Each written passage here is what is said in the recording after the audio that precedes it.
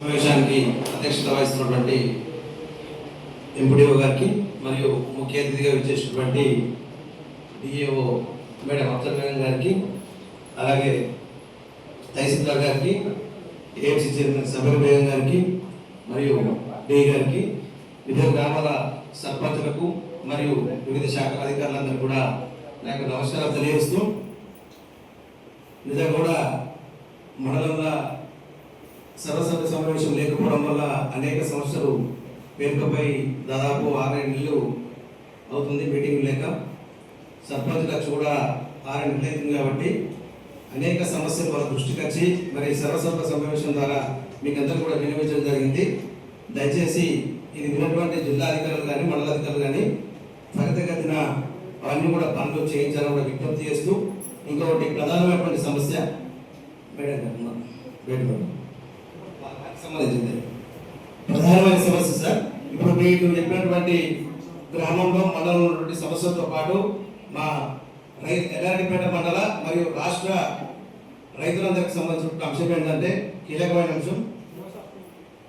ఏదైతే కేంద్ర ప్రభుత్వం రైతులు వేసేటువంటి కాంప్లెక్స్ను 1300 నుంచి 2100కు మరి పెంచడం జరిగింది.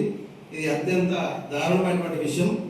మరి దానికి తోడు ఇలా మన రాష్ట్ర ప్రభుత్వం మార్కెట్ ద్వారా సప్లై సహకార సంఘాలకు చేసేటువంటి సప్లై ఏదైతుందో దానికి ట్రాన్స్పోర్ట్ భరించాల్సినటువంటి మార్కెట్ సంస్థ ఏర్పడ్డప్పుడు చూపుడు కూడా ప్రభుత్వమే ఆ ఛార్జీలన్నీ కూడా భరించుకుంటూ వస్తుంది.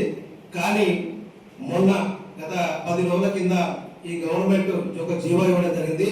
ఆ జీవో ద్వారా సహకార సంఘాలకు వచ్చేటువంటి ట్రాన్స్పోర్టేషన్ మొత్తం కూడా ఎత్తేయడం వల్ల ఒక లారీకి, ఒక సహకార సంఘానికి ఒక లారీ రావాలంటే 450 బ్యాగులు రావాలంటే సుమారుగా 15,000 రూపాయలు ఒక లారీకి మాకు పడుతుంది. కాబట్టి దయచేసి అధికార పార్టీ ప్రజాప్రతినిధులు అధికారులు ఇక్కడ ఉన్నారు కాబట్టి, డిఏఓ గారు ఉన్నారు కాబట్టి నేను దయచేసి చెప్పేది ఏంటంటే, ఈ ఏదైతే పాత పద్ధతి ఉందో ఈ ట్రాన్స్పోర్టేషన్ పూర్తిగా ప్రభుత్వం భరించాలి.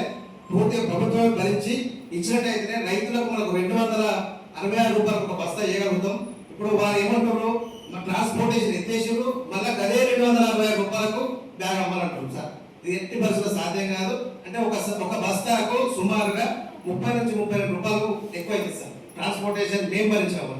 కాబట్టి ఇదంతా పూర్తిగా మన ఎవరి మీద పడుతుంది, రైతుల మీద పడుతుంది. కాబట్టి ఈ అంశాన్ని మరి అందరం కూడా రైతుల పక్షాన్ని నిలబడేటువంటి అవసరం ఉంది. కాబట్టి ఇప్పుడున్నటువంటి వాతావరణ పరిస్థితుల రైతులు పంటలే పండించలేకపోతున్నారు. ఆ పైపెచ్చు మళ్ళీ ఈ కాంప్లెక్స్ ఎరువులు విపరీతంగా పెరగడం, దాంతోపాటు ఈ యాప్ ద్వారా యూరియా బుక్ చేసుకోవడం, దానికి తోడు ఈ సహకార సంఘాల ద్వారా మార్కెట్ ద్వారా వచ్చేటువంటి ఏదైతే ఆ ట్రాన్స్పోర్టేషన్ ఏదైతే ఉందో ఆ ట్రాన్స్పోర్టేషన్ బంద్ అవడం వల్ల ఇంకా పెనుభారం అయ్యేటువంటి అవకాశం ఉంది. కాబట్టి డిఎం గారు మనకు స్పెషల్ ఆఫీసర్ ఉన్నారు. దయచేసి మీకు సంబంధించిన సబ్జెక్ట్ మేడం మీకు పూర్తిగా అవగాహన ఉంది.